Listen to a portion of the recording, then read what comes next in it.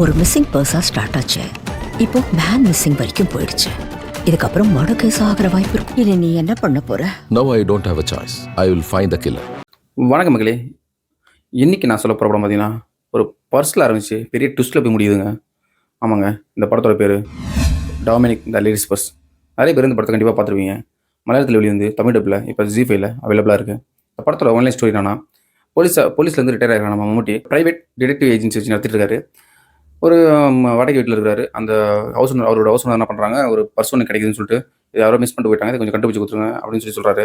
நம்ம ரொம்பவே பிரில்லியண்டான நம்ம ஹீரோ, இது ஒரு சின்ன கேஸ், இதை நான் உடனே முடிச்சு கொடுத்துறேன்னு சொல்லி சொல்லிடுறாங்க. சரி ஓகேன்னு சொல்லிட்டு ஆரம்பிக்கிற இந்த கேஸு.